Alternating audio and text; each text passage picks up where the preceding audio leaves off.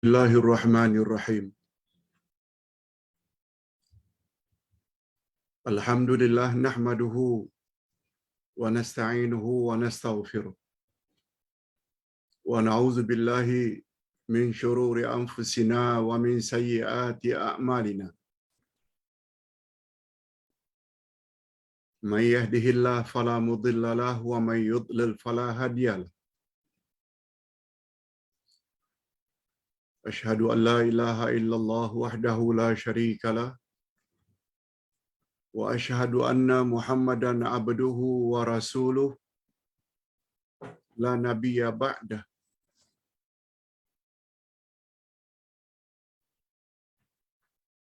Allahumma salli wa sallim ala nabiyyina Muhammad wa ala alihi wa sahbihi ajma'in, amma ba'd. Hadirin dan hadirat serta para pemirsa yang saya hormati, Assalamualaikum warahmatullahi wabarakatuh. Alhamdulillah, kita bersyukur kehadirat Allah Azza wa Jalla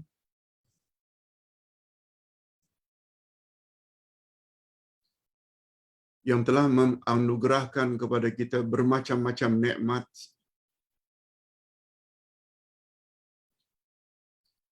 Di antara nikmat yang sekian banyak itu,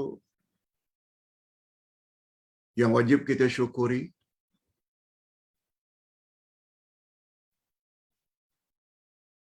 kepada kita telah diutus oleh Allah Subhanahu wa taala insan yang paling baik akhlaknya, yang paling luhur budi pekertinya, yang paling mantap akidahnya, insan yang paling tepat ibadatnya kepada Allah, yaitu baginda Rasul sallallahu alaihi wasallam yang kita sayangi. Jangan kita sia-siakan nikmat tersebut. Sebab Allah Subhanahu wa taala telah berfirman di dalam Al-Quran, laqad kana lakum, a'udzu billahi minasyaitonir rajim, laqad kana lakum fi rasulillahi uswatun hasanah. Surat Al-Ahzab ayat 21. Sesungguhnya pada diri Rasulullah itu, bagi kamu terdapat contoh teladan yang terbaik, role model yang terbaik.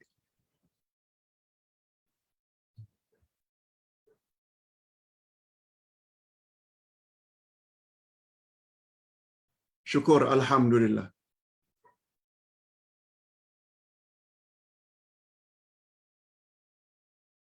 Hanya saja kata Imam Al-Ghazali, mensyukuri sesuatu nikmat ada 3 rukunnya.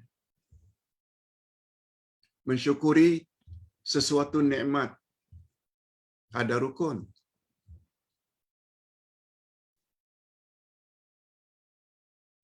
Rukun yang pertama, an-nutqu bil lisan. Kita ucap dengan lidah alhamdulillah.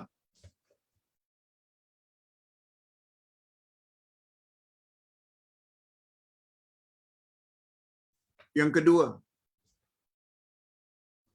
mesti ada pengiktirafan, pengakuan di dalam hati bahawa nikmat yang kita perolehi itu adalah anugerah ilahi,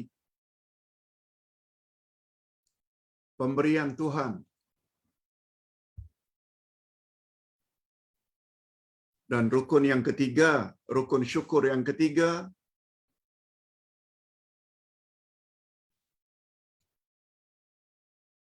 al-amal bil arkan. Kita gunakan, kita laksanakan dengan anggota. Contoh, bila dapat pasangan bila dapat anak, bila dapat zuriat, bila dapat cahaya mata, ucap alhamdulillah. Yang kedua, pemberian Allah Subhanahu wa taala tersebut mesti ada pengiktirafan, pengakuan dalam hati. Itu adalah anugerah Allah. Bukan semata-mata usaha yang kita lakukan. Betul, kita berusaha kawin untuk dapat zuriat. Tapi berapa banyak orang yang sampai meninggal dunia, kedua-duanya mandul, tidak dapat anak.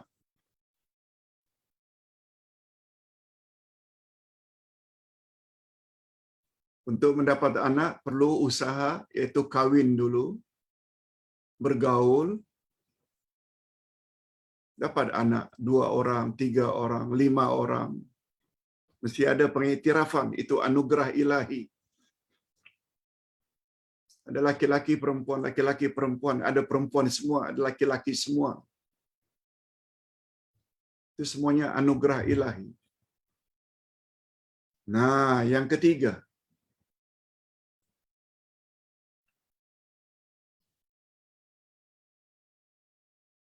gunakan nikmat Allah itu sebaik-baiknya. Sebab nikmat Allah itu sebenarnya amanah yang mesti kita didik, yang mesti kita bimbing. Tak boleh anak cucu kita biarkan begitu saja. Tak syukur namanya. Pergunakan nikmat yang Allah telah anugerahkan pada jalan yang Allah redai. Gunakan nikmat Allah itu sesuai dengan tujuan nikmat itu Allah anugerahkan kepada kita.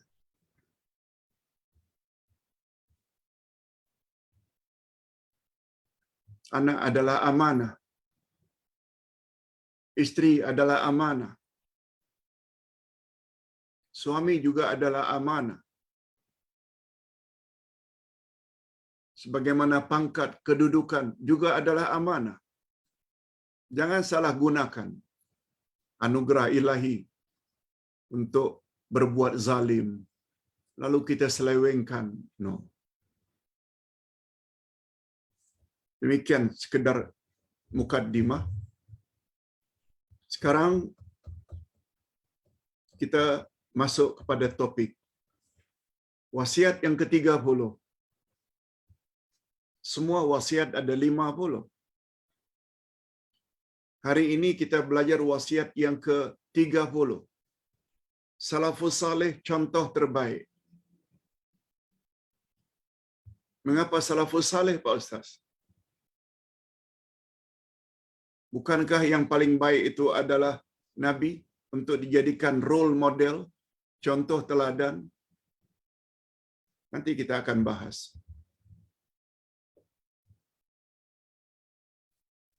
Contoh terbaik bagi umat akhir zaman adalah Nabi Muhammad sallallahu alaihi wasallam. Itu nomor 1. Sebagaimana firman Allah pada ayat yang kita bacakan tadi. Al-Ahzab 21. Laqad kana lakum fi Rasulillahi uswatun hasanah. Sesungguhnya pada diri Rasulullah itu bagi kamu, hai umat akhir zaman, contoh teladan yang terbaik. Allah yang recommend. Tidak kita nafikan, mencontohi Nabi Muhammad adalah nomor 1. Dan selain Nabi dan para sahabatnya, serta salafus salih, Nabi Muhammad dan sahabat, itulah dia Ahlus Sunnah wal Jamaah.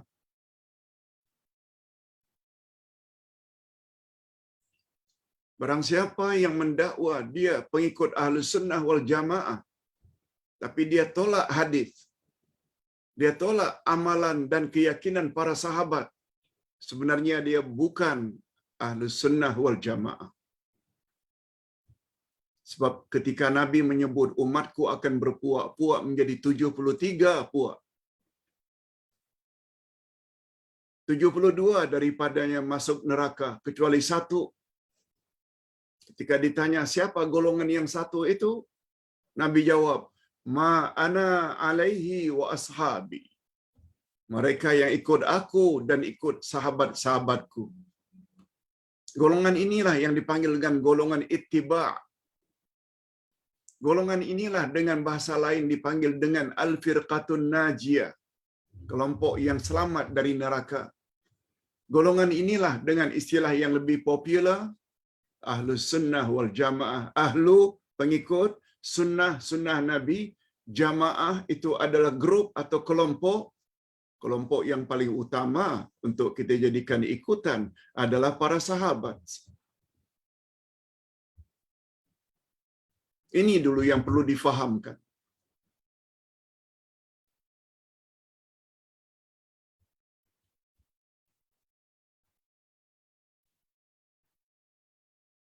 Dan ini pula lah tafsiran daripada Siratal Mustaqim yang kita minta saban hari minima 17 kali. Tunjuki kami ya Allah jalan yang lurus. Jangan sampai tak tahu. Jangan sampai tak faham. Siratal Mustaqim itu siapa? Allah sendiri yang sebut. Siratal ladzina an'amta alaihim. Yaitu orang-orang yang telah engkau beri mereka nikmat.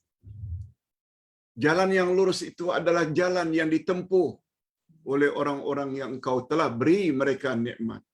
Kita kabur lagi dengan ayat ini. Allah explain lagi pada ayat 63 dari surat An-Nisa. Ulaika ma'al ladzina an'amallahu 'alaihim minan nabiyyin wasiddiqin wasyuhada wassalihin. Mereka yang telah mendapat nikmat Allah itu adalah nabi-nabi, siddiq-siddiq, syuhada dan salihin. Nabi-nabi tentu saja bagi kita Nabi Muhammad itu nomor satu. As-siddiqin antara lain Abu Bakar As-Siddiq. Asyuhada antara lain Umar, Utsman, Ali karena mereka mati syahid, dibunuh ketika menjalankan tugas khalifahan. Baru yang terakhir as-salihin, orang-orang saleh. Ingat, as-salihin diletak pada tempat yang paling akhir.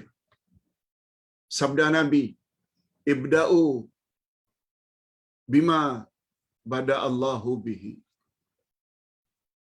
Mulailah olehmu sebagaimana yang Allah telah mulai.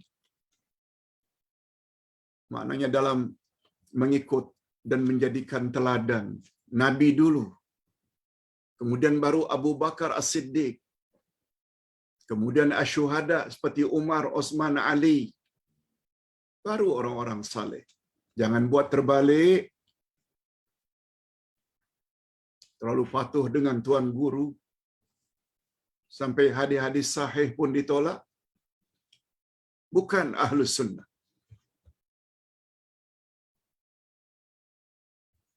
Sebabnya dalam mengajar kita kena beritahu sama ada akidah, cara ibadat, akhlak.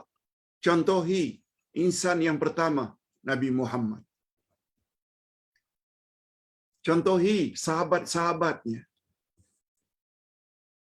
Contohi salafus saleh. Siapa salafus saleh? Ini yang akan kita jelaskan. Yaitu mereka yang hidup pada 3 kurun pertama. Mereka terdiri dari sahabat Nabi, tabi'in, dan atba'ut tabi'in. Apa dalilnya Pak Ustaz? Sebentar. Kita akan jumpa sebentar lagi.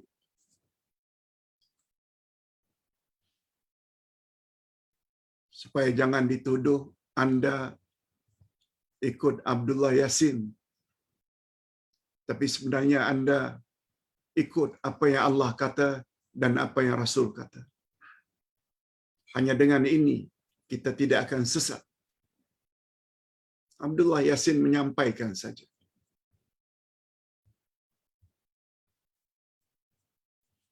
Kelompok salafus saleh adalah mereka yang hidup pada 3 kurun pertama hijrah, yang terdiri dari para sahabat, tabi'in, dan atba'ut tabi'in. Pegangan agama mereka lah yang paling sempurna. Ustaz ulang. Pegangan agama mereka lah yang paling sempurna.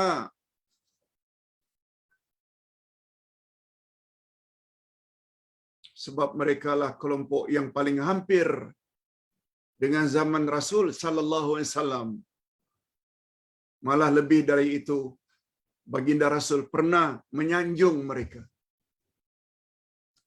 Bila Nabi sampai menyanjung 3 kurun yang pertama, makna kurun itulah yang perlu kita beri keutamaan, priority. Nah, sekarang kita berpindah kepada dalil.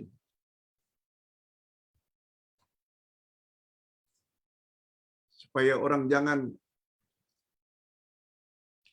tuduh kita ini pengikut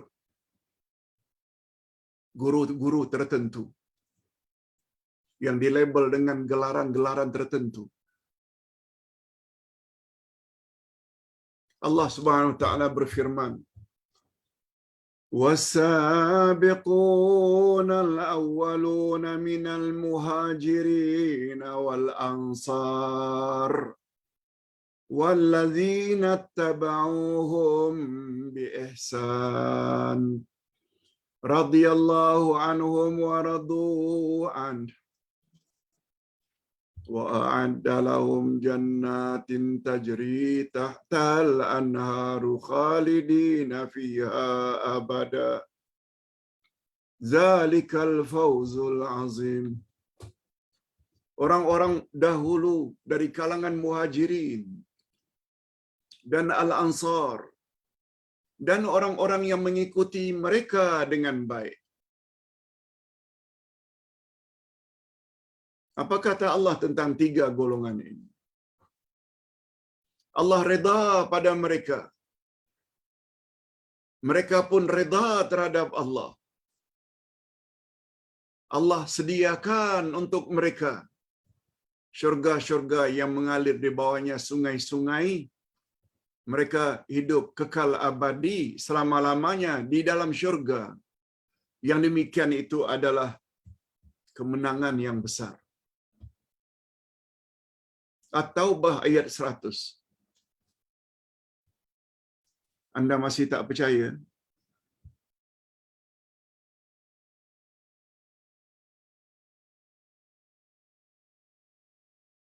Atau percaya? Ini Allah yang cakap. Kalau percaya, alhamdulillah. Kalau tak percaya, lebih baik jangan dengar ceramah macam ini. Sebab itu bermakna anda telah kufur. Kufur karena apa? Tak percaya cakap Allah. Keras bunyinya. Orang kafir memang tak percaya cakap Allah. Al-Quran. Dia buang ke tepi. Hadis Nabi apalagi. Sehingga mereka gelar baginda syairun majnun, penyair gila. Memang bunyinya sedap ucapan Al-Quran. Tapi mereka tuduh Nabi penyair gila. Sudahlah penyair syairun majnun, gila. Jangan jadi mereka. Itu sebabnya awal-awal Quran Allah dah sebut. Pada ayat 2 Al-Baqarah. Zalikal kitabu la raiba fi hudan lil muttaqin. Inilah kitab Quran, tidak ada sedikit pun keraguan di dalamnya. Pedoman bagi orang yang bertakwa.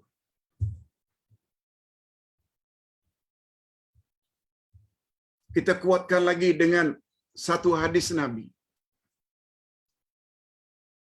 Riwayat Bukhari Muslim lagi. Coba dengar dulu. An Abdullah bin Mas'ud radhiyallahu anhu, an Nabi sallallahu alaihi wasallam qaal, khairun nasi qarni, summa alladhina yalunahum, summa alladhina yalunahum. Dari Abdullah bin Mas'ud katanya, Nabi Muhammad sallallahu alaihi wasallam telah bersabda, sebaik-baik manusia adalah manusia yang hidup sekurun denganku. Kemudian kurun berikutnya, kemudian manusia yang hidup pada kurun berikutnya, sampai 3 kurun Nabi stop. Hadis riwayat Bukhari dan Muslim. Ustaz tak tanya lagi, percaya tak? Kalau tak percaya, Anda termasuk golongan anti hadis. Anda barangkali termasuk golongan Islam liberal. Ahlus Sunnah wal Jamaah bila mendengar ayat Quran atau hadis Nabi yang sahih, sikap mereka tidak lain. Sami'na wa ata'na. Kami dengar ya Allah dan kami taati. Taati maknanya kami yakini dan kami buat. Kami ikut dalam kehidupan sehari-hari.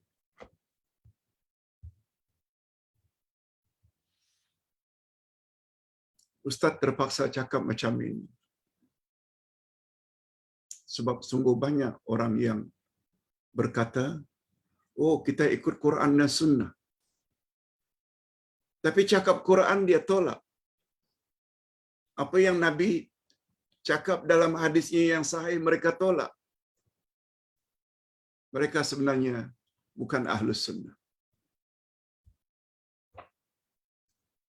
Rasul sallallahu alaihi wasallam memberi jaminan dalam hadis daripada Imam Malik dalam kitabnya Al-Muwatta. Aku tinggalkan 2 pedoman untukmu wahai umat. Selagi kamu berpegang teguh kepada kedua-dua pedoman tersebut, kamu tidak akan sesat selama-lamanya. Al-Quran dan Sunnahku.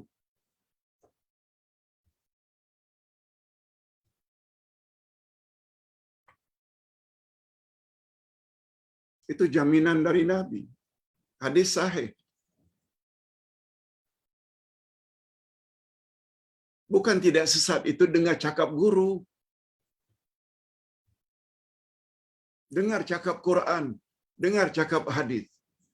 Guru-guru hari ini, bila ditanya dalil Quran Sunnah, jangan tanya.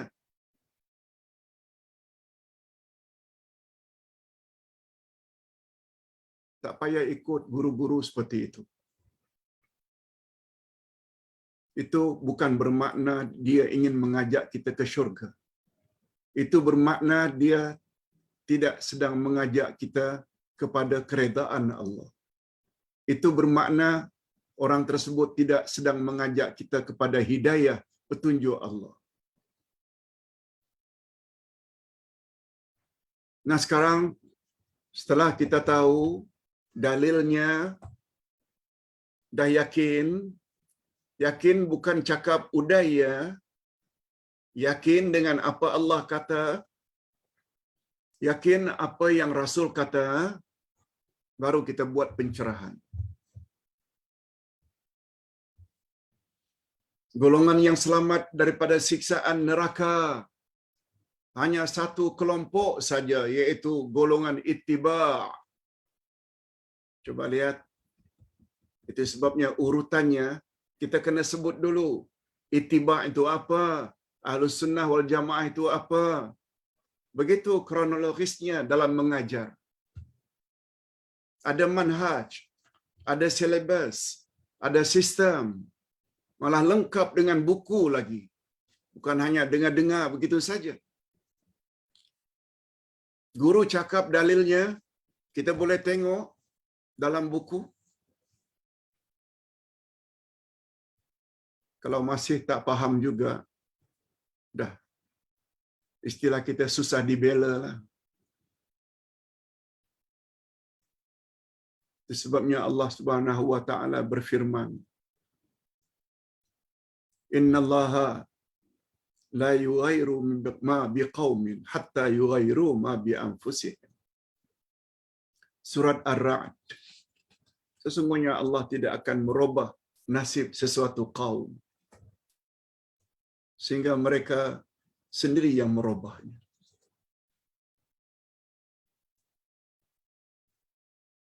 Kita pada asalnya semuanya di dalam fitrah Islam. Kita pada asalnya semuanya orang baik pada asalnya. Keluar dari perut ibu dalam keadaan fitrah.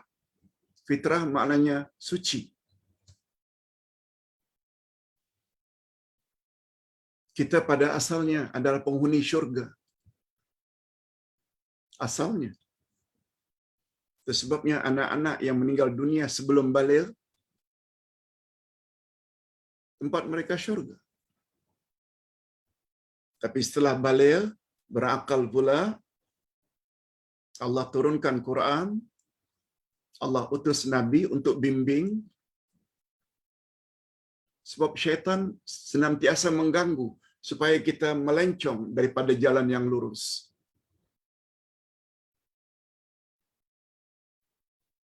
Utusan itu bernama Muhammad. Quran yang diturunkan itu bernama Al-Quran.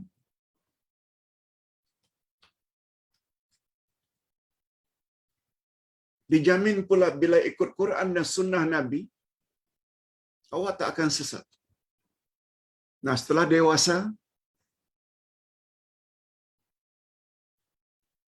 setelah tua,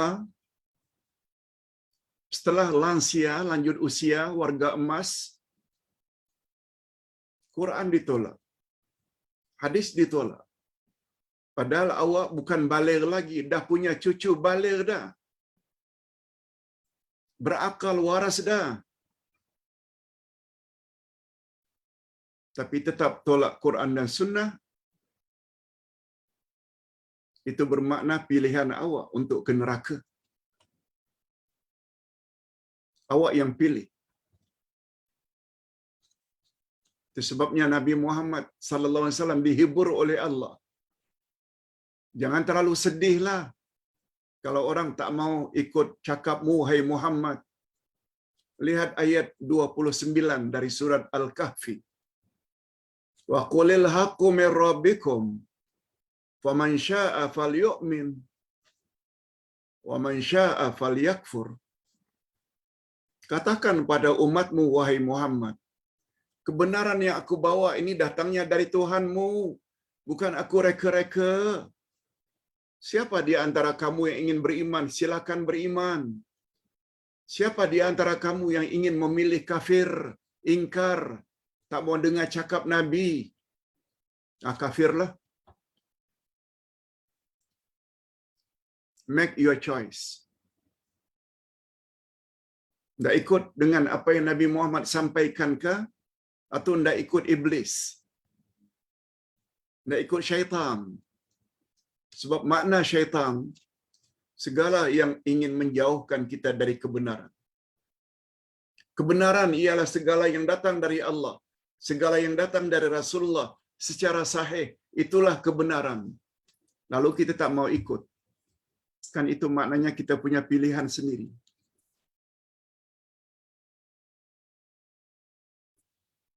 Ustaz berusaha untuk menjadi penerus tugas Nabi. Kalau Nabi ajar Quran dan sunnahnya, udai ingin kekalkan apa kata Allah, apa kata Rasul. Walau di label dengan bermacam-macam label. Kita jumpa nanti di depan mahkamah ilahi. Yang hakimnya Allah, yang saksinya Nabi Muhammad sallallahu alaihi wasallam.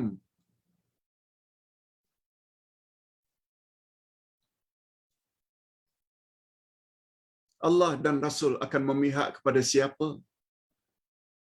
Yang tolak Quran, tolak hadis ke? Atau Allah Subhanahu wa taala akan bela, akan bantu, akan tolong orang yang menegakkan agamanya berasaskan Quran dan Sunnah. Nah, sekarang kita berbalik. Mereka bukan hanya mengikuti Rasulullah sallallahu alaihi wasallam, tetapi juga menjadi pengikut setia para sahabat terutamanya Khulafaur Rasyidin, Abu Bakar, Umar, Utsman dan Ali radhiyallahu anhum ajma'in. Allahumma ja'alna minhum. Ya Allah, pada hari Jumaat yang penuh berkat ini, penghulu segala hari, kami berdoa ya Allah, supaya kami, pasangan kami, kaum kerabat dan anak cucu kami, ibu bapa kami, semuanya termasuk dalam golongan ini. Supaya kami bukan hanya bersama ketika di dunia, tapi juga akan bersama nanti di dalam syurga-Mu, ya Allah.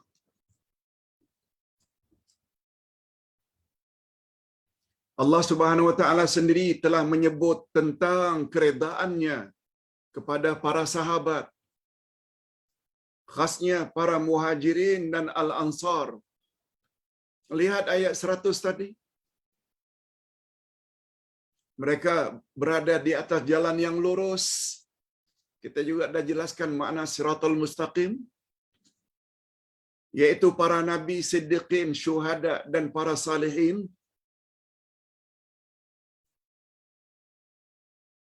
Lihat wasiat yang kesian. Lihat wasiat sebelum ini. Apa makna siratal mustaqim? Ini yang namanya sistematik. Kita bercakap tentang ini, yang perkara ini kita telah jelaskan sebelumnya. Sehingga tak timbul terpinga-pinga, apa ya siratal mustaqim? Sehingga tak terpinga-pinga, apa ya golongan ittiba'? Sehingga tidak terpinga-pinga, apa ya Ahlus Sunnah wal Jamaah? Ini namanya belajar agama secara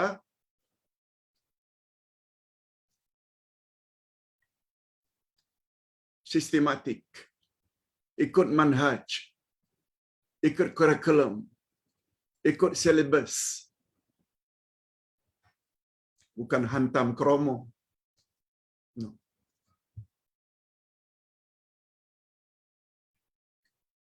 Terhadap isyarat-isyarat ini, apa itu golongan ittiba'? Sila baca balik. Apa Ahlus Sunnah wal Jamaah? Sila baca balik.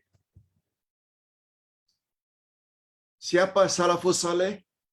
Sila baca balik. Sudah dijelaskan pada wasiat sebelumnya. Tak sempat nak jelaskan semua pada saat ini.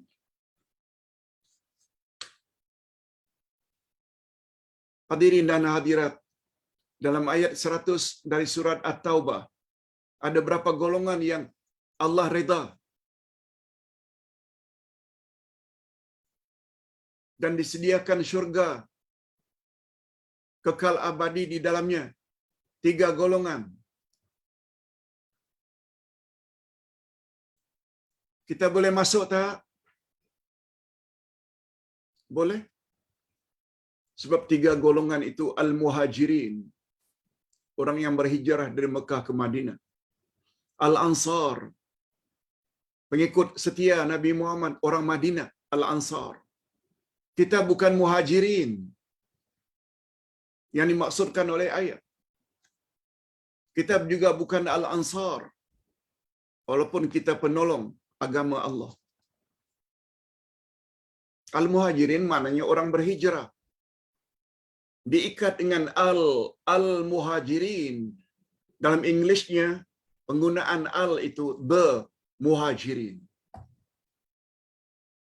Orang yang berhijrah tertentu dari Mekah ke Madinah. Abu Bakar, Umar, Utsman, Ali dan lain-lain. Al-ansar, orang Madinah, bukan orang Mekah. Al-ansar, the ansar. Abu Darda dan lain-lain. Tidak termasuk orang yang hijrah dari Batam ke KL, orang yang hijrah dari Singapura ke Malaysia, orang yang berhijrah dari Kota Baru, Kota Kinabalu ke KL. No. Memang mereka muhajirin juga, tapi bukan al-muhajirin. Kita semua jadi penolong agama Allah, Al-Ansar. Tapi bukan Al-Ansar dalam ayat ini. Karena ada Al, dia khas untuk orang Madinah. Tapi kita boleh tak mendapat redha Allah, Pak Ustaz? Boleh tak? Boleh. Jadilah orang ketiga. Siapa orang ketiga dalam ayat tersebut? At-Taubah 100. Walladzina tabauhum bi ihsan. Golongan yang ketiga adalah golongan yang mengikuti mereka dengan baik. Siapa mereka? Muhajirin dan Ansar. Betul tak Muhajirin dan Ansar itu adalah termasuk sahabat? Yes. Sama ada Muhajirin, orang yang hijrah ke Mekah ke Madinah, atau orang Ansar, hendaklah kita ikuti mereka, jadikan mereka teladan.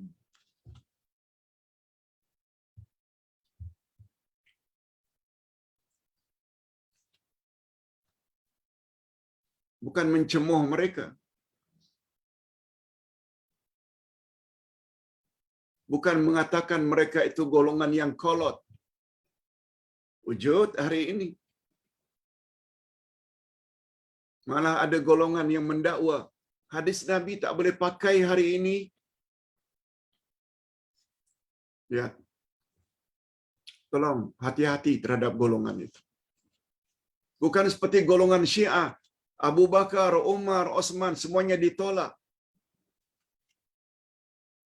Bukan jadi Khawarij yang menolak Sayyidina Ali, yang suka mengkafir-kafirkan orang.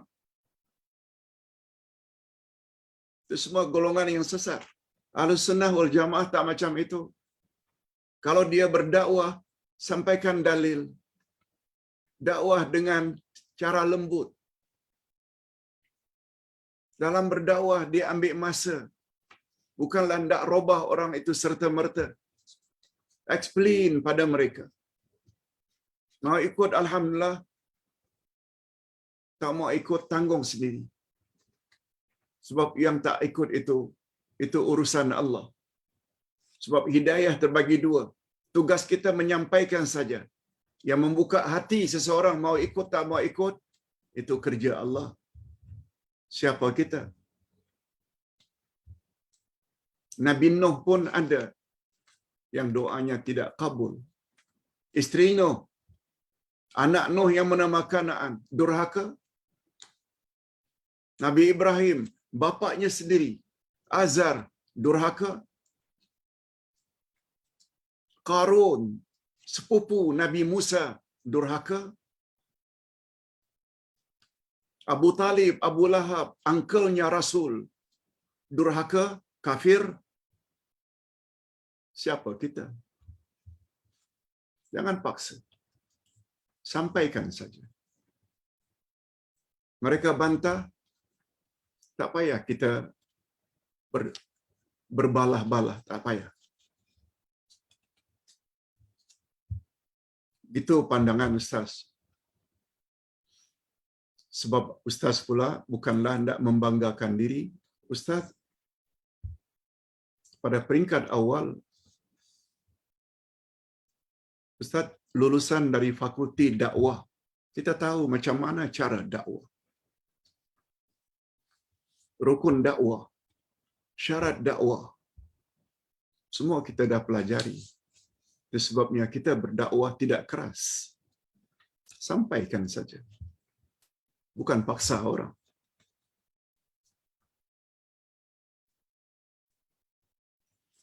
Khulafaur Rasyidin adalah 4 sahabat utama Nabi.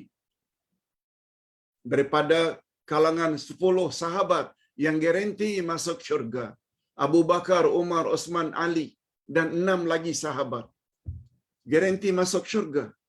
Lalu orang macam itu kita tak jadikan teladan, tak jadikan contoh. Karena sifat ta'assub dan fanatik, membuta tuli, taklid, membabi buta kepada golongan atau orang-orang tertentu, sampai kita ketepikan orang-orang yang patut kita jadikan teladan, role model. wasiat Nabi sallallahu alaihi wasallam menjelang wafatnya. Apa kata Nabi menjelang wafatnya? Antara lain wasiat Nabi, pesan penting Nabi. Man ya'ish minkum fasayara ikhtilafan katsira. Alaikum bisunnati wa sunnatil khulafa ar-rasyidin al-mahdiyyin min ba'di. Addu 'alaiha bin nawajiz.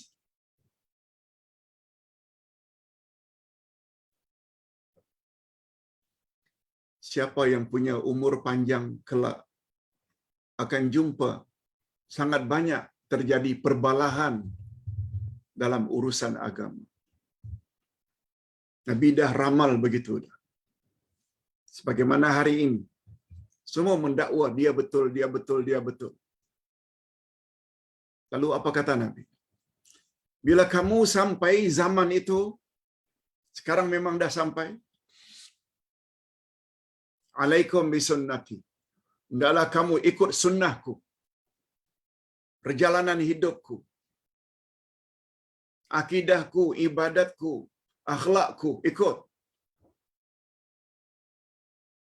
Wa sunnatil khulafa ar-rasyidin al-mahdiyyin min ba'di. Selain ikut aku, ikut juga khalifah ar-rasyidin sesudah aku. Khulafa ar-rasyidin yang mendapat gelaran ar-rasyidin, maknanya khalifah-khalifah yang dapat petunjuk, 4 yang paling utama. Abu Bakar, Umar, Osman, Ali. Addu 'alaiha bin nawajiz. Gigit sunnahku dan sunnah khulafaur rasyidin dengan gerahammu. Istilah bahasa Arab. Gigit dengan gerahammu. Maknanya pegang kuat-kuat. Jangan kamu lepas. Bila kamu lepas, tak mau ikut Nabi dan khulafaur rasyidin, kamu terjerumus dalam kesesatan.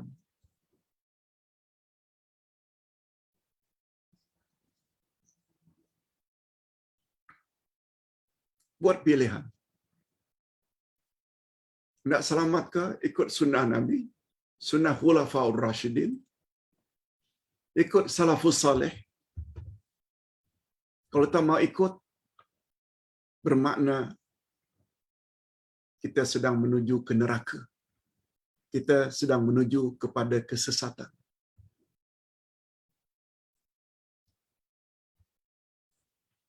Cuma kalau kita cakap seperti ini, orang akan tuduh kita.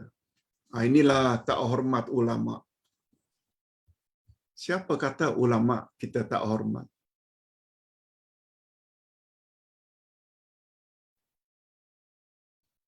Sebab ulama yang kita hormat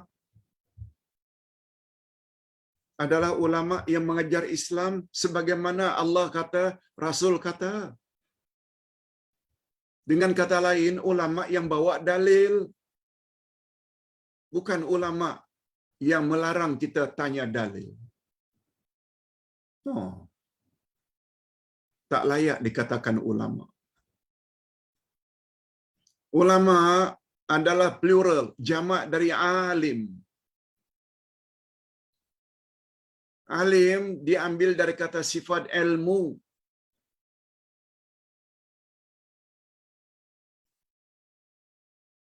Orang alim, jamaknya ulama, orang yang berilmu. Bila bercakap tentang agama, referensinya, rujukannya, mestilah kalamullah dan kalamur Rasul. Sebab Islam itu agama milik Allah. Allah hanya reda agama Islam. Ayat 19 surat Ali Imran. Inna dina indallahil Islam. Agama yang Allah reda hanya agama Islam. Rujukan utama agama Islam, Quran dan Sunnah. Nah sekarang Quran dan Sunnah kita ketepikan. Allahu Akbar. Setelah penjelasan macam ini, satu-satu bukanlah disampaikan secara gelojoh.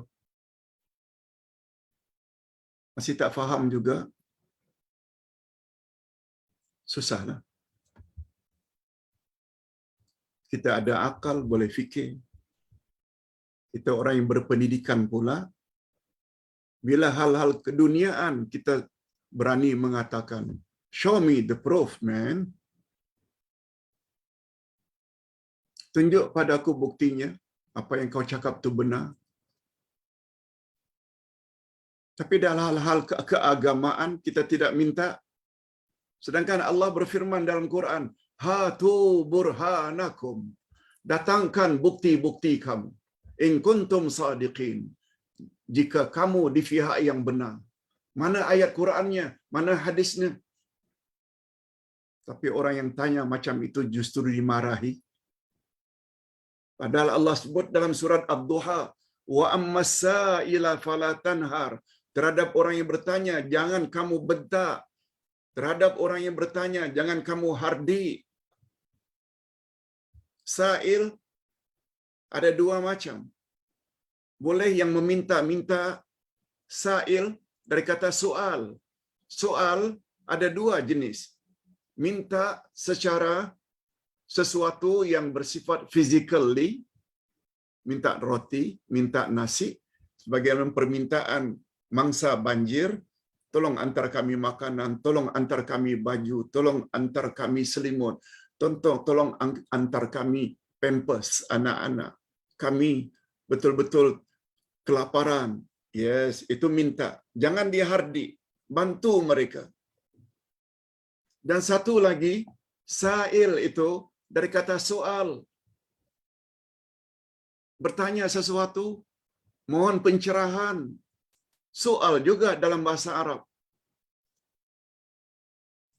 Itu sebabnya Ustaz selalu ulang-ulang. Mudah-mudahan tidak menjemukan. Bahasa Arab adalah lebih dekat dengan bahasa Inggeris berbanding bahasa Melayu. Dia punya kaedah, grammarnya, kawaidnya, formulanya. Yang dalam bahasa Melayu tak ada.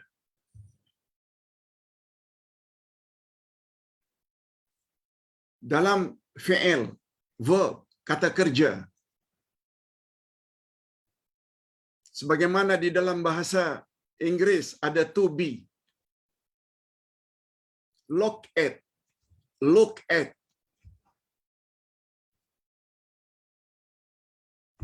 look down, look after. Betul tak? Look. Tapi dengan adanya to be, at, jadi melihat. Look after. Lain lagi maknanya. Mencari. Look down. Lain lagi.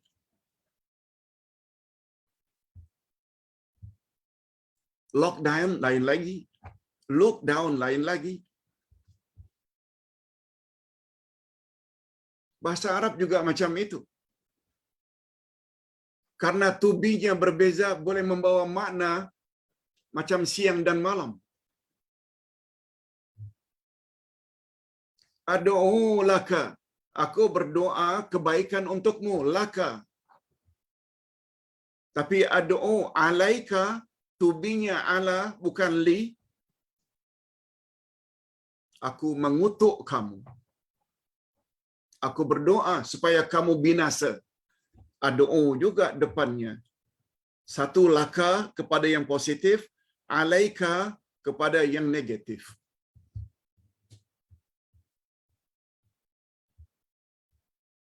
Raghibtu fika, aku sayang padamu, sama dengan uhibbuka. Tapi bila digunakan raghibtu fika, I love you, saya sayang padamu. Raghibtu. Tapi kalau raghibtu anka, tubinya an bukan fi, aku benci padamu. Raghibtu sama raghibtu. Fika, aku sayang padamu.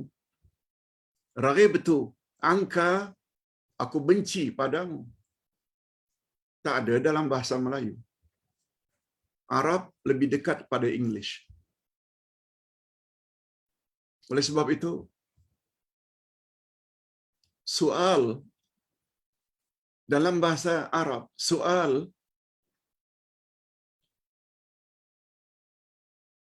sa'ala yas'alu su'alun, itu dalam bahasa Arabnya, sa'ala itu past tense, yas'alu itu present tense, nounnya itu soal, sama dengan mana to ask. Betul tak? To ask barangkali minta roti, minta makanan. To ask juga kadang-kadang menyoal sesuatu, bertanya sesuatu. Semuanya to ask.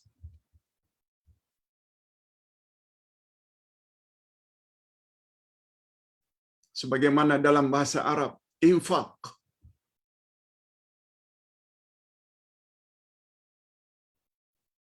Bukan hanya sekedar memberi.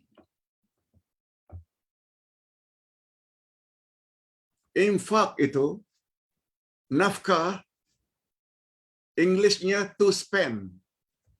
Spend your money, spend your time, spend your strength. Kalaulah betul, maaf kalau kurang betul.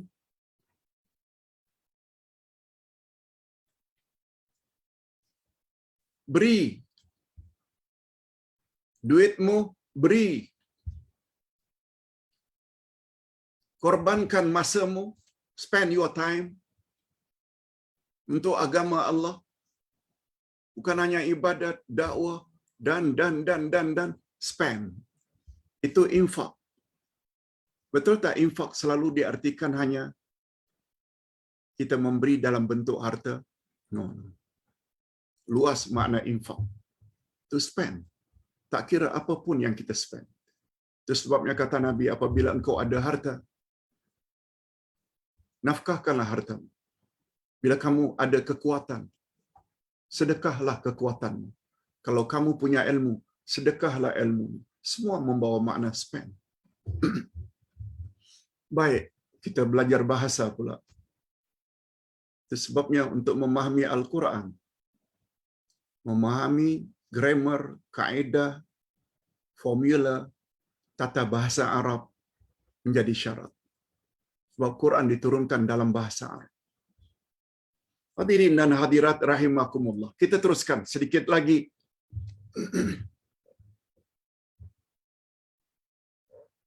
Selain itu, baginda Rasul sallallahu alaihi wasallam juga pernah menyanjung tentang 3 kurun pertama sebagai kurun-kurun yang terbaik.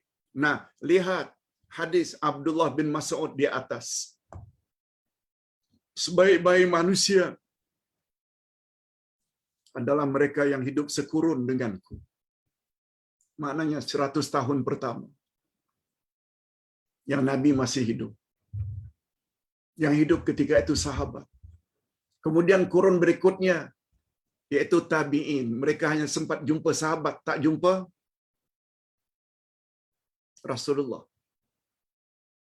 Seperti Hasan al-Basri, hanya jumpa Umar ibn al-Khattab, tak jumpa Rasul. Sebab beliau lahir 3 tahun sebelum Umar dibunuh.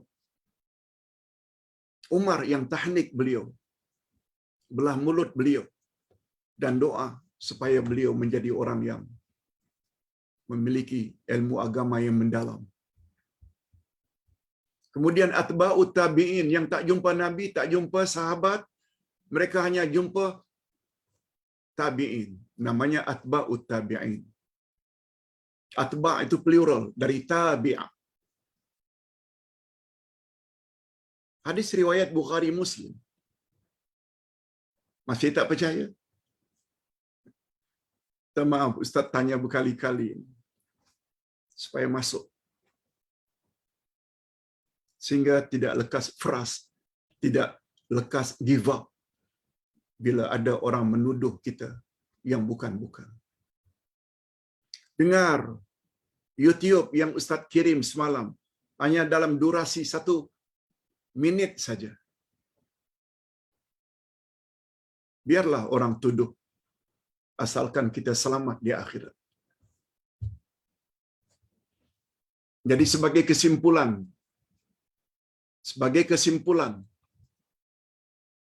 jika kita benar-benar ingin berada di atas jalan yang lurus, maka kita mesti berusaha selagi hayat di kandung badan agar menjadi umat Muhammad dari kelompok ittiba' atau Ahlus Sunnah wal Jamaah yang murni mengikuti ajaran Nabi Muhammad sallallahu alaihi wasallam dan para sahabat. Jadikan mereka contoh teladan.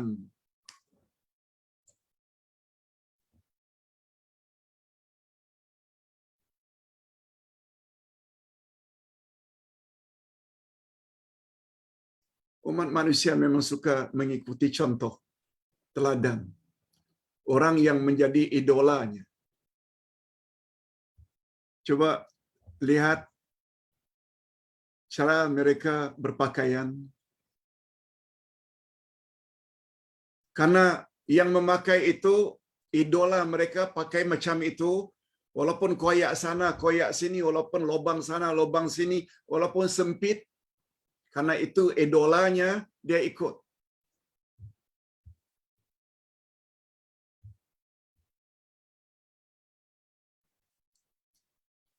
Coba tengok cara potong rambut sekarang ini. Bergaris-garis. Karena idolanya yang mereka contoh itu barat, yang mereka contoh itu segala-galanya dianggap baik itu barat, ikut saja. Orang yang selamat dunia akhirat jika yang menjadi idola mereka adalah Rasulullah dan para sahabat. Yang menjadi idola mereka salafus saleh. Yang rekomen itu bukan sembarang orang. Allah yang rekomen. At-Taubah ayat 100. Rasul yang rekomen. Hadis riwayat Bukhari Muslim. Masih tak percaya? Alhamdulillah bila percaya. Bila tak percaya, anda tergolong ke dalam golongan yang inad. Inad maknanya degil. Yang dalam istilah surat Al-Fatihah, orang degil itu adalah al-maghdubi alaihim. Orang yang layak mendapat murka Allah. Na'udzubillah min zalik. Jahil tak tahu, kami tak belajar. Kata Imam Ibnul Qayyim, walaupun degil itu inat, jahil itu al-jahlu. Dua-dua sifat tidak elok. Tapi bila kita compare antara jahil dengan degil, degil lebih berbahaya. Jahil hanya sesat saja. Itu pun tak baik. Degil layak mendapat kemurkaan daripada Allah. Itu sebabnya bila kita minta siratal mustaqim, kita ikuti bukan jalan orang-orang yang engkau murkai dan bukan pula jalan orang-orang yang sesat. Nabi kata, al-murka yang dimurkai Allah itu adalah Yahudi. Sebab mereka ada ilmu tapi tidak amalkan dalam hidup, layak dimurkai. Sedangkan orang Nasrani, Kristian itu jahil. Apa yang dikatakan oleh ulama mereka ikut saja. Sebagaimana sikap setengah orang Islam. Apa saja yang ulama cakap ikut saja. Mereka juga layak termasuk ke dalam golongan orang-orang yang sesat. Na'udzubillah min dzalik. Kita sebenarnya tidak salah. Ini penyelesaiannya.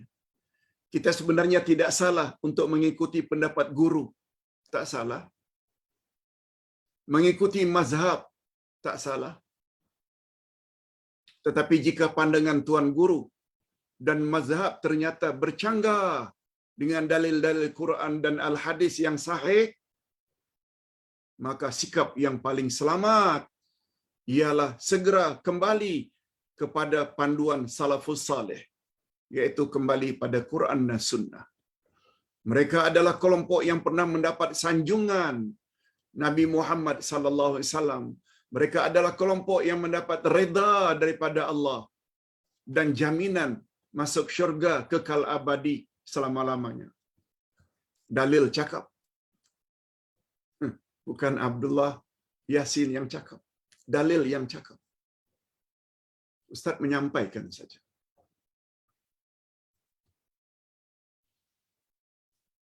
Sampai dengan dalil hujjah yang sahih. Dengan bahasa yang mudah difahami. Perlahan-perlahan, jangan gelojoh. Namun, yang diberi oleh Allah kefahaman akan faham. Yang Allah tidak beri kefahaman, dia akan tidak faham. Walau macam manapun cara penyampaiannya. Tetap tak faham. Itu sebabnya mengapa kedudukan kefahaman ini dalam agama sangat mustahak. Kalau sebelum ini, semalam Ustaz ada sebut, la ibadata bila tafaqquhin, atau la dina bila tafaqquhin. Tidak ada agama tanpa kefahaman. Tidak ada guna ibadat tanpa kefahaman. Itu kata Sayyidina Ali. Nah sekarang Ustaz ingin sebut apa kata Nabi dalam hadis sahih riwayat Imam Bukhari. Man yuridillahu bihi khairan yufaqihu fiddin. Barang siapa yang Allah menginginkan agar dia jadi orang baik, niscaya Allah beri dia kefahaman dalam urusan agama. Itu sebabnya doa Nabi kepada Abdullah ibnu Abbas, Allahumma faqihhu fiddin. Ya Allah, berilah baby ini kepahaman dalam beragama. Demikian juga doa Umar ibn Khattab kepada Hasan al-Basri, Allahumma faqihhu fiddin. Ya Allah, berilah baby ini kepahaman agama yang mendalam. Sebab Rasul ada sebut, man yuridillahu bihi khairan yufaqihu fiddin. Siapa yang Allah menginginkan orang itu agar jadi orang baik-baik, niscaya Allah beri kepahaman dia dalam urusan agama. Inilah rahasianya. Mengapa majlis kita ini kita namakan majlis tafaqquh fid din? Sila baca yang di belakang. Ustaz tunduk. Majlis tafaqquh fid din Al-Furqan. Majlis ini majlis kita duduk sembang, dengar tazkirah tafaqquh fid din, majlis kepahaman agama Al-Furqan. Itu Al-Furqan itu Ustaz punya syarikat. Ustaz punya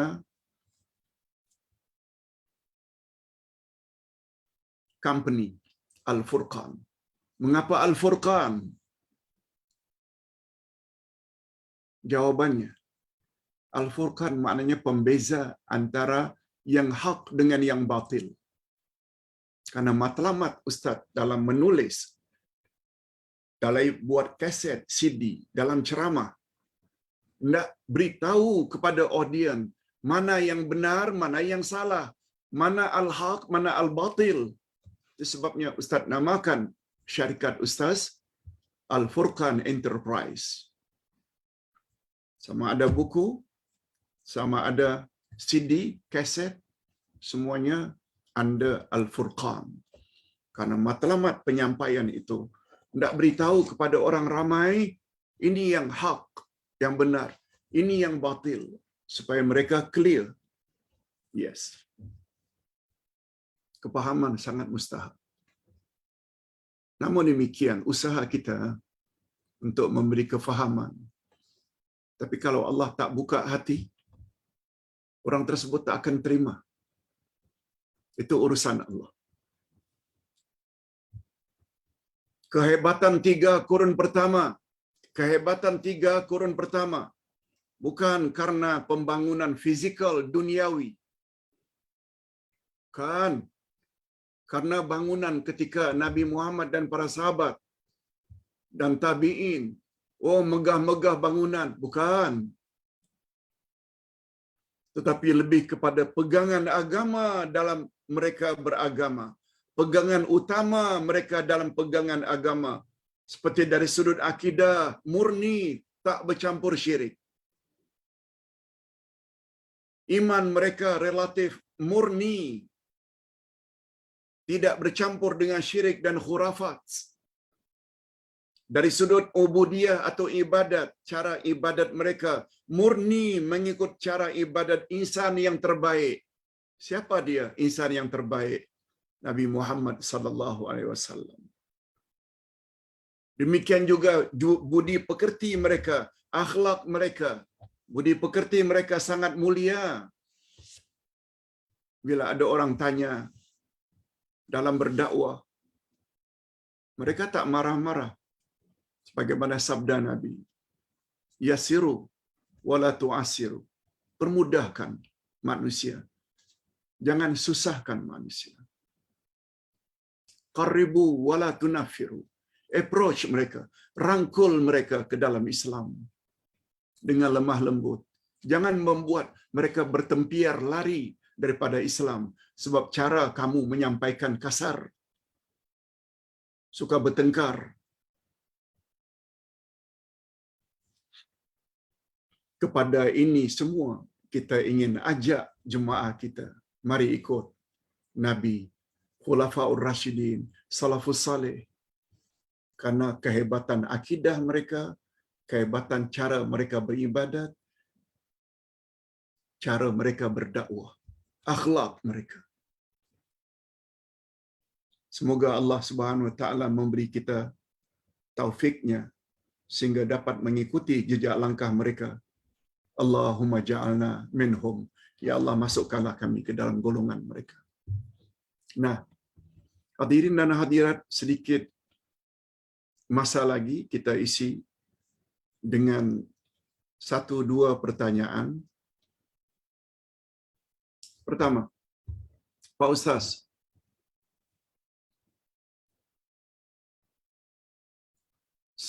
salah seorang jemaah bertanya, Pak Ustaz,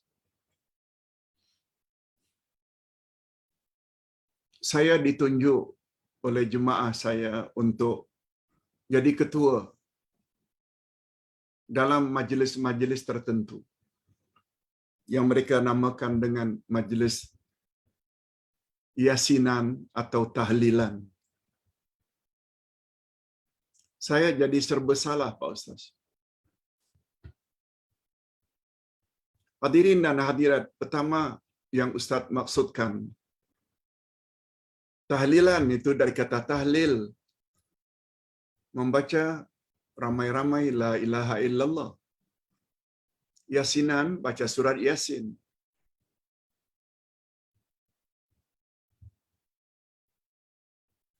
Bagaimana sikap saya, Pak Ustaz? Begini, Ustaz pernah sebut, antara orang yang terdedah dengan ilmu sunnah dengan orang yang tidak terdedah tak sama. Kita perlu berdakwah. Jangan tinggalkan mereka. Apalagi Anda mendapat kepercayaan dari mereka untuk memimpin. Kemudian ditanya lagi, tak bolehkah Pak Ustaz kalau kita diminta untuk memimpin tahlilan dan yasinan sempena perkahwinan, sempena kesyukuran, karena seseorang dapat nikmat lalu dia syukur, kita buat majlis. Nah, pencerahannya begini. Yang terdapat khilaf ulama ini adalah tahlilan dan yasinan bila tujuannya untuk orang yang sudah mati. Hari ketiga ke hari ketujuh, hari ke-40, Lalu dia hadiahkan tahlil dan yasin itu kepada orang mati. Para ulama berbeza pendapat, ada yang setuju, ada yang tak setuju. Nah, dalam hal ini, bagi ustaz, dia bukan perkara prinsip. Perkara yang kita boleh bertolak ansur, perkara yang kita boleh berbeza pendapat, asalkan masing-masing hormati pendapat masing-masing. Kalau ustaz punya pandangan, ustaz tak setuju. Tapi jangan sampai tidak persetujuan kita akhirnya tidak berteguran. Ustaz terikat atau setuju dengan nasihat Imam Ibn Al-Qayyim. Bagi ustaz, dia salah seorang ulama besar. Sebab bila bercakap, selalu bawa dalil. Apa kata beliau? Beliau adalah murid Ibn Taymiyah. Murid utama.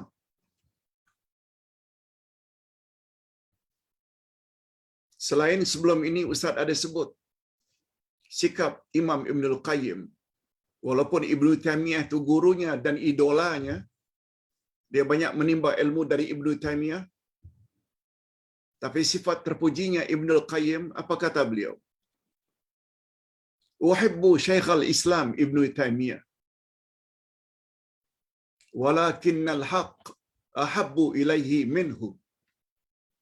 Aku sayang Ibn Taymiyah, guruku. Aku cinta, aku kasih pada Ibn Taymiyah.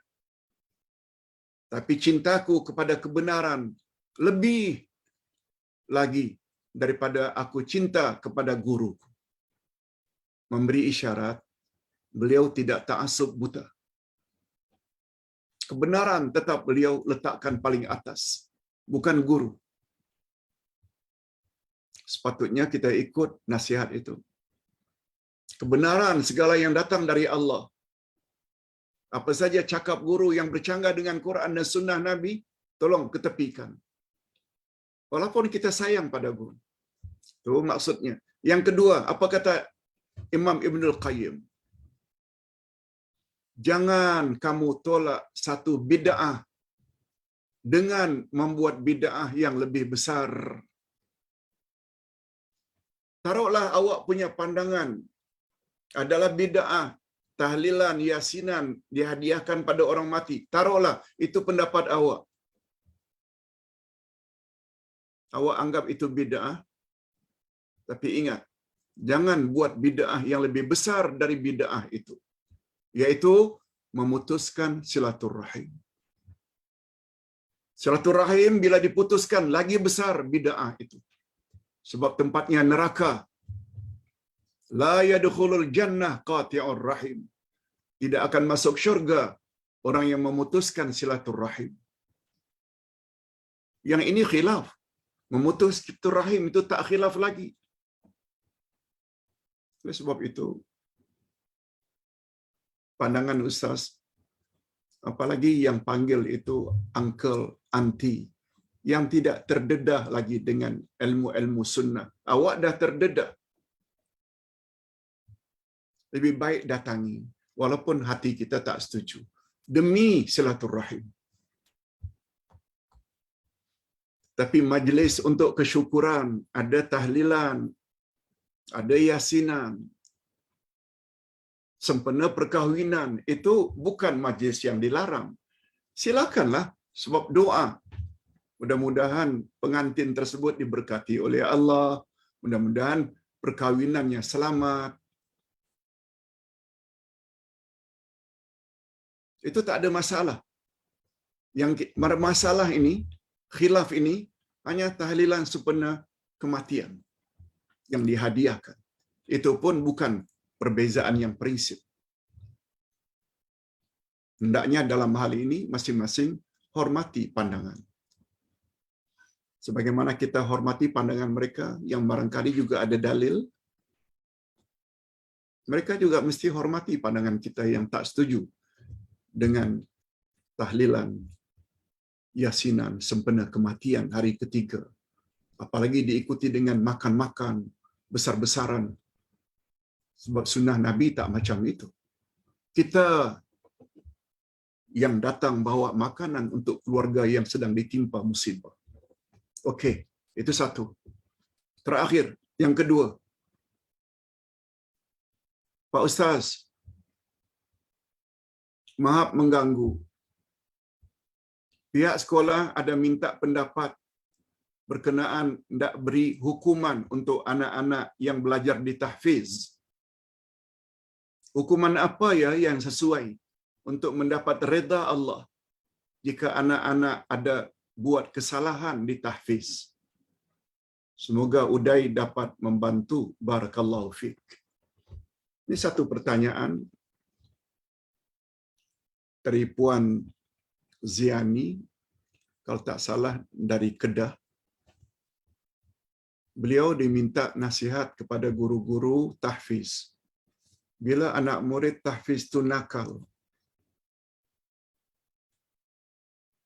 perlu tak kepada mereka diberi hukuman? Kalau perlu dihukum, hukuman bentuk apa Pak Ustaz? Hadirin dan hadirat, ini pandangan Uday ya. Mungkin betul, mungkin tidak.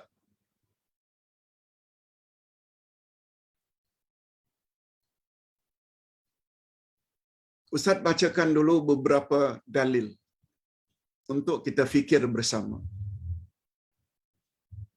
Ayat Quran Allah Subhanahu Wa Taala menyebut tentang ayat-ayat nusyuz. Wanita apabila durhaka kepada suaminya, bergaul dengan lelaki lain sesuka hati, keluar rumah sesuka hati tanpa izin suami,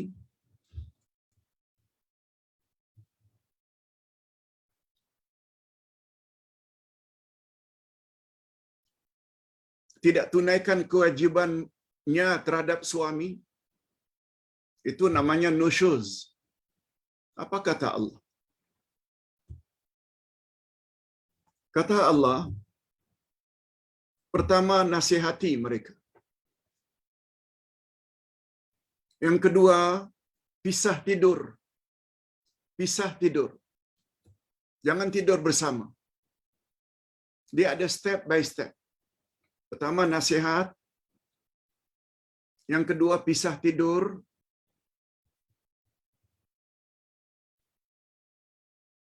Walaupun pisah tidur, masih tadi tak berkesan, Allah sebut langkah ketiga, pukul. Pukul isteri tersebut dengan pukulan yang tidak mencederakan. Ada istilah fadribu pun. Bila dengan pukul begitu pun tidak memberi apa-apa kesan, hendaklah wakil suami dengan wakil isteri bincang. Macam mana hendak mempertemukan dua insan yang sudah renggang ini. Bukan untuk memisahkan ya, tapi untuk mempertemukan.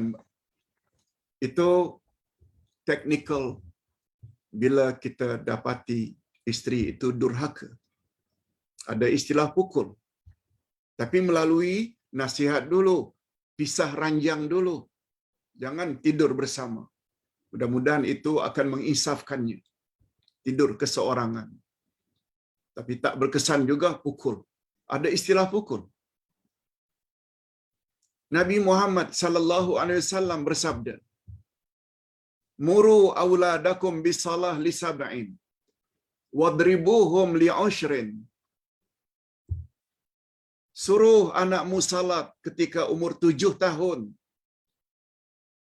Tapi bila 7 tahun, 8, 9, 10 pun tak salat, pukul. Wadribuhum. Pukul anak tersebut. Pukul lagi. Ayat Quran menyebut di antara hukuman terhadap isteri yang durhaka, pukul. Anak yang tak dengar suruhan mak bapa agar salat bila 10 tahun, pukul. Rupanya pukul ini salah satu cara untuk membetulkan akhlak anak-anak yang nakal dan jahat. Tapi tentu saja bukan pukulan yang mencederakan. Ustaz ingin bercakap dari sudut agama ya. Bila agama kena bawa ayat Quran, kena bawa hadis Nabi. Tapi dengan syarat pukul bukan pukul yang mencederakan. Pukul yang membolehkan dia sampai insaf. Namun demikian, terhadap anak-anak tahfiz, Ustaz lebih cenderung approach kita, pendekatan kita hendaklah lebih lembut berbanding sekolah-sekolah biasa. Lebih lembut. Gunakan formula 3S yang pernah diperkenalkan oleh seorang profesor di Malaysia. Dah lama Ustaz tak ingat profesor tersebut. 3S ini dalam kita membimbing, mendidik anak-anak, S pertama namanya sayang. Kita sayang pada semua anak kita. Anak kita, cucu kita, kita sayang. Yes. Bila sayang, muncul S yang kedua, simpati. Ambil berat.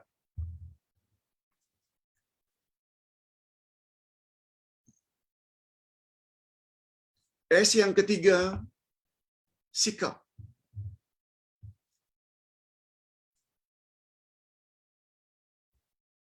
Hadirin dan hadirat rahimakumullah. Kita sayang dengan anak didik, termasuk anak didik tahfiz kita. Sayang. Kita kena simpati mereka walaupun mereka kadang-kadang nakal juga. Maklum sebagai anak-anak. Masalah nakal itu macam biasa. Apakah mereka kita pukul? No. Kalau pukul pun jangan pukul yang sampai mencederakan. S yang ketiga, sikap. Kita sebagai guru, kita sebagai murabbi, mesti bersikap yang berdasarkan kepada rasa sayang, yang berdasarkan kepada simpati, ambil berat, agar dia jadi anak yang saleh. Bagaimana sikap kita? Sikap kita yang paling betul. Jangan dera mereka.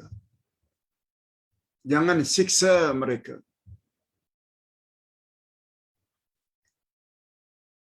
Tapi rangkul mereka. Nasihati mereka dengan nasihat yang baik-baik.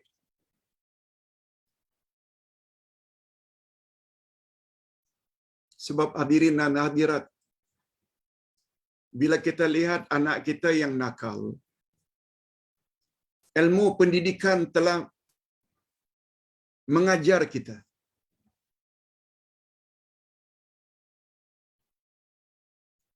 Yang kita benci itu anak kita ke atau kelakuannya. Bila kita benci pada anak, itu yang membuat kita akhirnya usir anak dari rumah. Itu bila kita benci itu anak kita. Tapi beza bila si ayah, si ibu benci kepada kelakuan anak. Sepatutnya yang kita benci itu akhlaknya yang jelek, kelakuannya yang buruk. Itu yang kita benci. Bukan pribadi anak itu. Bukan syakhsiah anak tersebut. Tak timbul kita akan mengusirnya. Sebab bila kita usir dari rumah, nanti dia akan bergaul dengan kawan-kawannya yang lebih teruk lagi dari anak kita. Padahal anak, kata Profesor Allahyarham Hasan Langgulung, anak adalah aset yang paling tinggi nilainya. Sebab dia boleh menolong kita di saat-saat segala-galanya tak boleh tolong kita. Oleh sebab itu, approach kita terhadap anak-anak yang nakal, terutama anak-anak tahfiz, yang kita benci itu kenakalannya, bukan anaknya. Oleh sebab itu, beri nasihat dengan baik. Dan nasihat pula dalam bahasa Arab ada 3 makna. Nasihat yang pertama membawa makna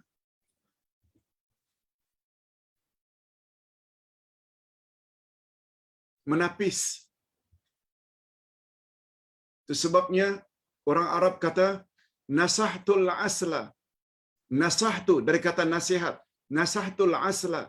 Asla ini honey, madu.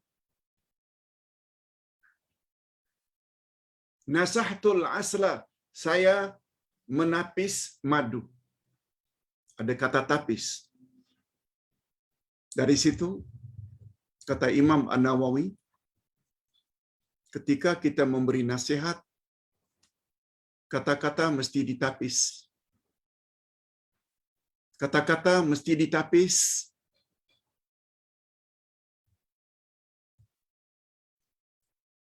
Jangan nasihat dengan mengeluarkan kata-kata kotor.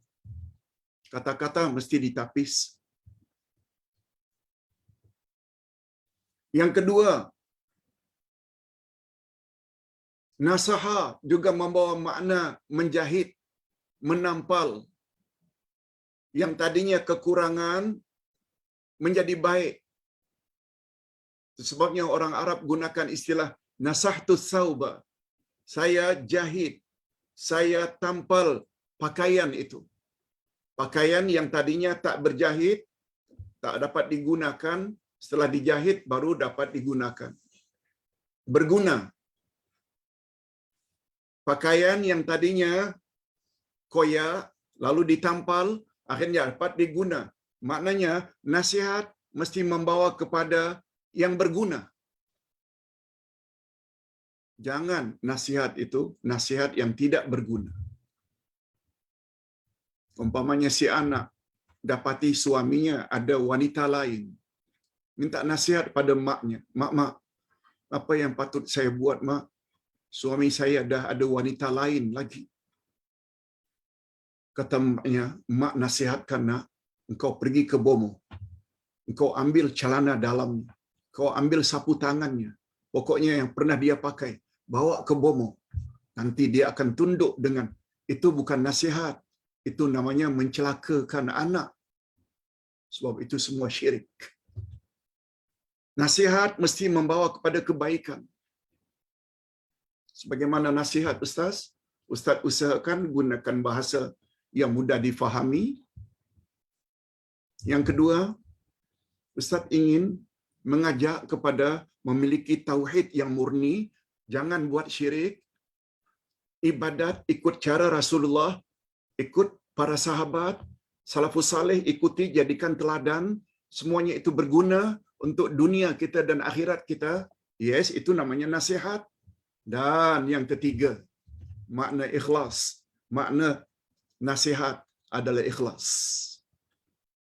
Makna ketiga daripada nasihat adalah ikhlas. Ketika memberi nasihat, kita hendaklah ikhlas. Oh, apa dalilnya Pak Ustaz? Pernah dengar tak ada istilah tobat nasuha? Tobat nasuha. Nasuha itu ikhlas juga. Tobat dengan ikhlas, sungguh-sungguh. Itu sebabnya dalam kita memberi, membimbing, hendaklah ikhlas. Jangan berharap apa-apa kecuali keredaan Allah.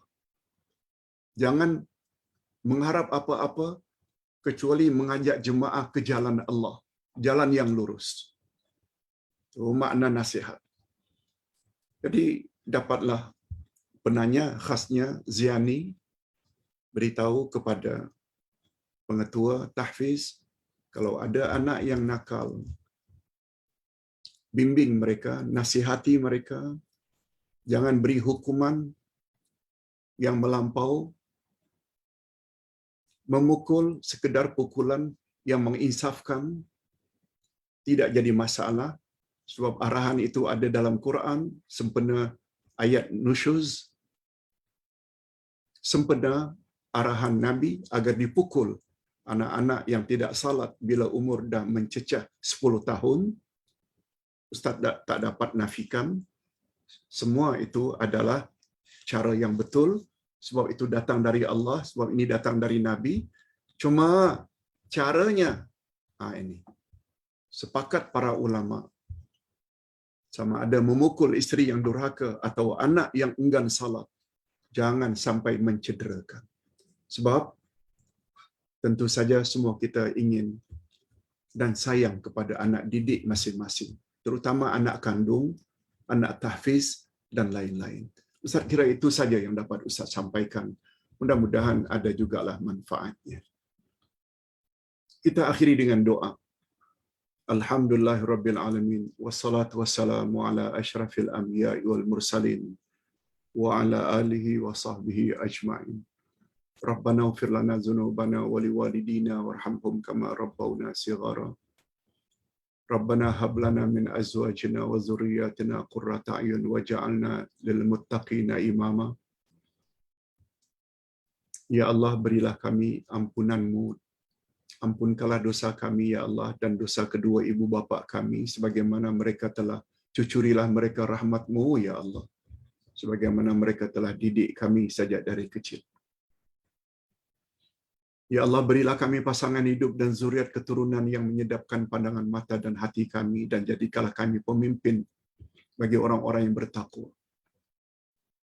Ya Allah, ya Tuhan kami, sungguh banyak pengajaran yang dapat kami ambil dari topik pagi ini, yaitu salafus saleh adalah teladan yang terbaik.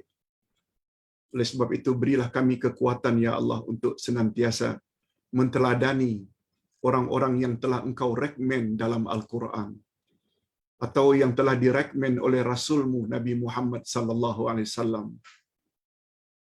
Pertama sekali, insan yang kami perlu jadikan teladan dan contoh adalah Nabi-Mu Nabi Muhammad sallallahu alaihi wasallam. Selanjutnya para sahabat, sebab mereka adalah orang-orang yang telah Engkau redai. Begitu juga tabi'in dan atba'ut tabi'in. Ya Allah, kami tidak kuasa untuk berbuat sesuatu tanpa izin dan taufik-Mu. Hari ini kami telah mendengar hidayah jenis pertama, yaitu penjelasan dan bimbingan. Tapi kami tetap memerlukan kepada hidayah jenis kedua, yaitu taufik-Mu. Bukakanlah hati kami. Bukalah hati orang-orang yang kami dakwahi, yang kami share kebenaran. Bukakan hati mereka supaya mereka dapat menerima kebenaran dengan senang hati, bukan dengan cara menentang atau melabel dengan label-label yang sangat menakutkan. Wassallallahu ala nabiyyina Muhammad wa ala alihi wa sahbihi ajma'in walhamdulillahirabbil alamin. Subhanakallahumma wa bihamdik asyhadu an la ilaha illa anta astaghfiruka wa atubu ilaik. Assalamualaikum warahmatullahi wabarakatuh.